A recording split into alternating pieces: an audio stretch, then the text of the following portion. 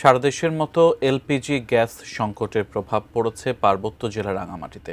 এতে বন্ধ হওয়ার পথে শহরের একমাত্র গণপরিবহন সিএনজি অটোরিকশা। বিপাকে পড়েছে সাধারণ মানুষ।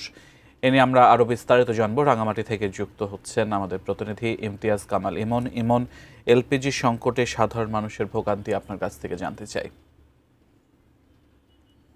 আপনি যেমনটি বলছিলেন, সারা দেশের যে এলপিজি গ্যাসের যে সংকট দেখা দিয়েছে, সেই সংকটের প্রভাব কিন্তু রাঙামাটিতে পড়ছে। এর প্রভাবে কিন্তু এখানকার যে একমাত্র গণপরিবহন যে সিএনজি বা অটোরিকশা, সেটি কিন্তু একেবারে বন্ধের পথে।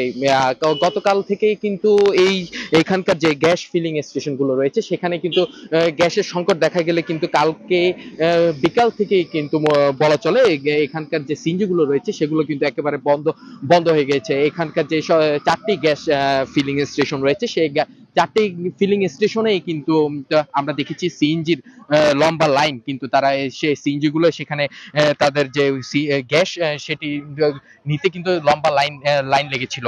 এছাড়াও এই শহরে কিন্তু এই সিএনজি না চলার কারণে কিন্তু এখানকার যে জনসাধারণ আছে তারাও কিন্তু দুর্ভোগে পড়েছে। আমি সকাল থেকে ঘুরে দেখেছি এখানকার বিভিন্ন শহরের বিভিন্ন স্থানে, সেখানে সবচেয়ে দুর্ভোগে পড়েছে এখানকার যে সকালে স্কুল গামী যে শিক্ষার্থী এবং অভিভাবক রয়েছে, তারা কিন্তু সে স্কুলে অভিভাবকরা শিক্ষার্থীদেরকে স্কুলে নিয়ে যাওয়ার পরে তারা কিন্তু স্কুল শেষে বাড়িতে ফেরত যাওয়ার সময় কিন্তু তারা দুর্ভোগে পড়েছে। সিএনজি না পাওয়ার ফলে কিন্তু তারা পায়ে হেঁটেও আমরা দেখেছি তারা তাদের যে গন্তব্য সেই গন্তব্যে গিয়েছে। আর আমি আরেকটা বিষয় জানিয়ে রাখছি, এখানকার যে যাত্রীরা রয়েছে তারা অভিযোগ করছে এই সিএনজি না গ্যাস চালিত যে সিএনজি গুলো রয়েছে সেগুলো না চলার কারণে কিন্তু এখানকার যে তেল চালিত যে সিএনজি গুলো রয়েছে সেগুলোতে কিন্তু বাড়তি ভাড়া আদায় করছিল।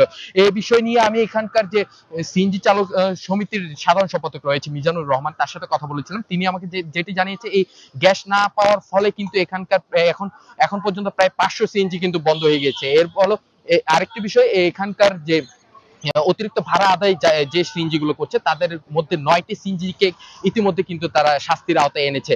আর সর্বশেষ একটা কথা জানিয়ে রাখতে, এখানকার যে 4টি গ্যাস ফিলিং স্টেশন রয়েছে সেখানে কিন্তু একটি যে ভ্যাটবিডিতে যে মা এন্টারপ্রাইজ নামে একটি গ্যাস ফিলিং স্টেশন রয়েছে, সেখানে কিন্তু বিকাল 5টা নাগাদ এখানকার চাহিদা মোতাবেক গ্যাস না পেলেও কিন্তু স্বল্প পরিসরে তারা গ্যাস পেয়েছে। এর ফলেই কিন্তু এখানকার যে সিএনজি গুলো রয়েছে সেই সিএনজি গুলোতে তারা গ্যাস প্রদান করছে। এর ফলে কিন্তু কিছুটা হলেও স্বাভাবিক হয়ে আসতে শুরু করছে রাঙামাটি।